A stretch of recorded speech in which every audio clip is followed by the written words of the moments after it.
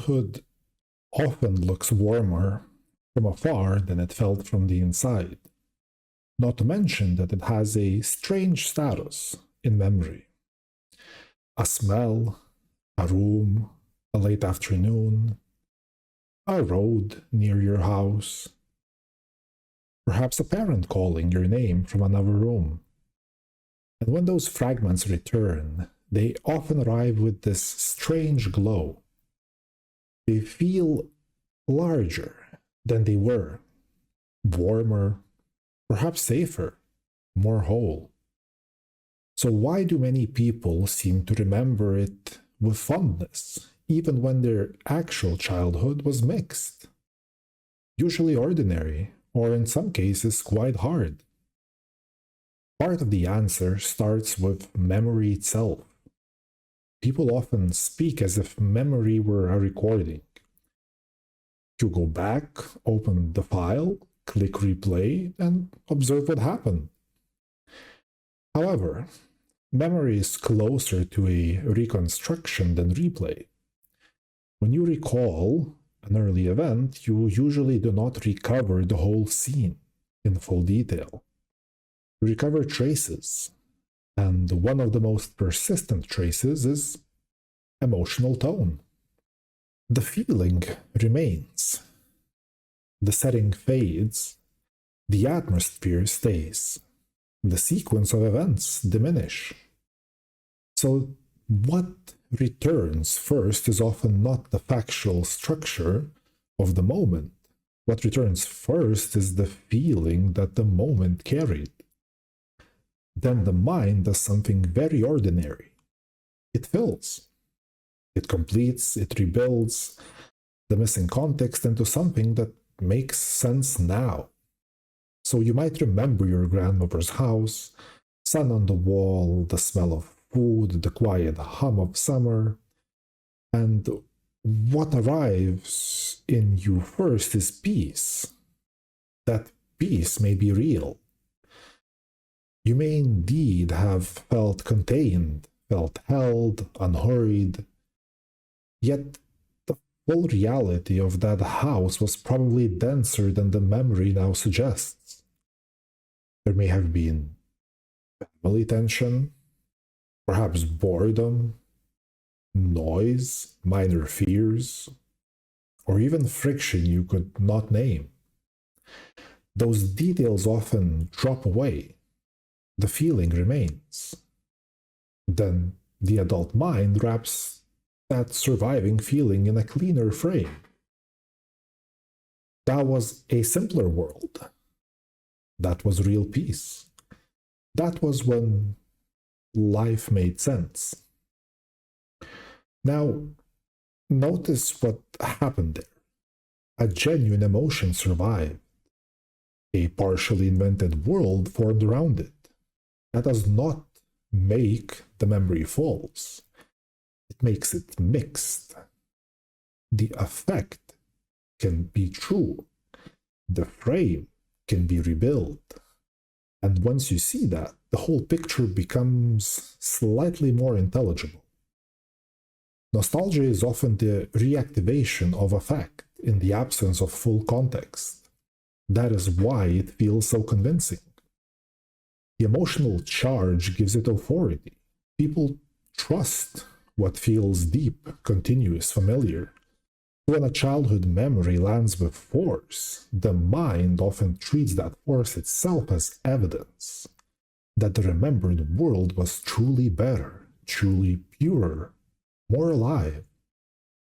And it's important to note here that the force proves that something mattered. However, it does not prove that the remembered interpretation is accurate. This matters even more once we move from memory to identity, because nostalgia is rarely just about the past. It also does work for the present self. A person needs some continuity. A person needs some answer to the question, what is the line between who I was and who I am now? And that line is not maintained through pure facts. It is maintained through emotionally charged anchors. The self uses certain memories as stabilizing points. Not every memory, certain ones. The first time you felt wonder, the first time you felt chosen or felt free, the first place that felt like the world was open in front of you. Those memories become more than events, they become organizing symbols. They help you tell the story of how you became you. So imagine an adult who feels drained by work, flattened by routine, alienated from their own days. Very often, the person becomes nostalgic for some earlier version of themselves. A teenage self making music all night. A childhood self, perhaps, walking outside without urgency. Even a younger self reading, drawing, building, simply imagining. Now, again, the tempting conclusion is that the past self was the true self. However, what may be happening is more specific. The current self has lost contact with certain felt qualities, like aliveness, curiosity, freedom, and nostalgia is acting like a signal flare. It is saying, there was once a way of being that felt more coherent than this.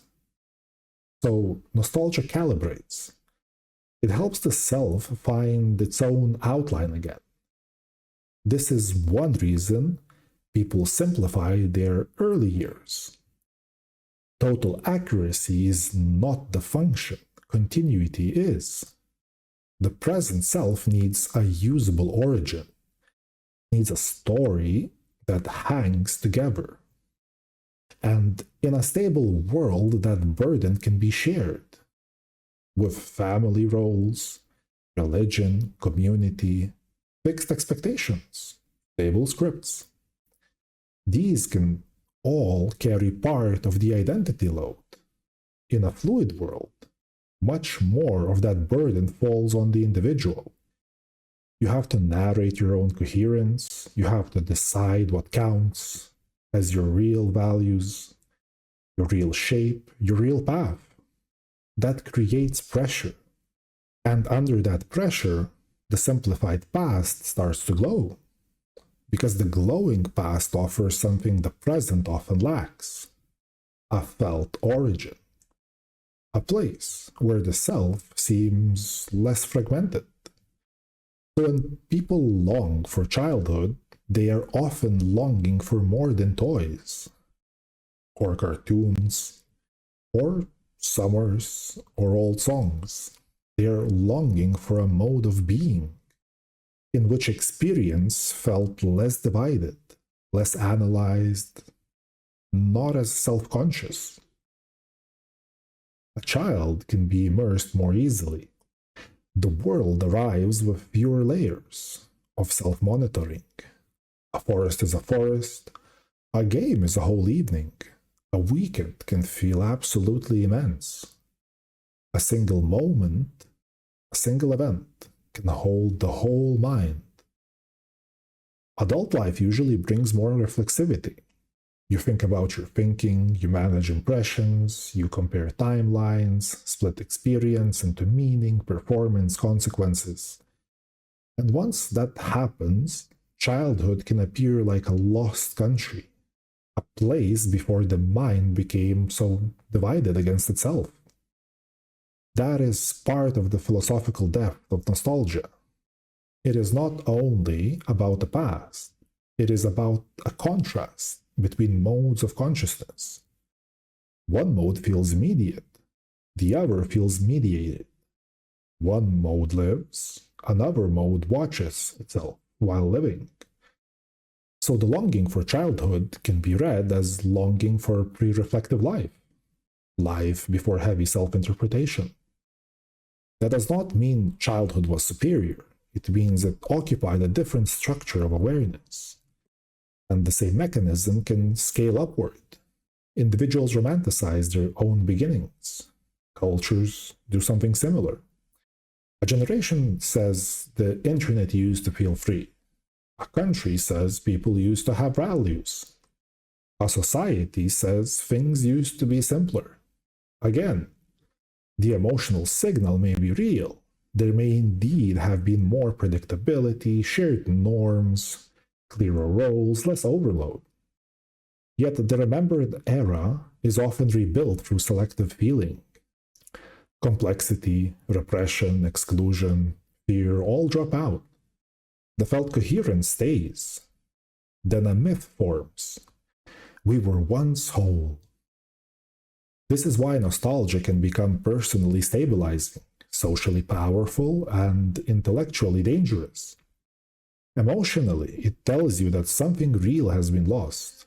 Epistemically, it tempts you to overstate what exactly that was.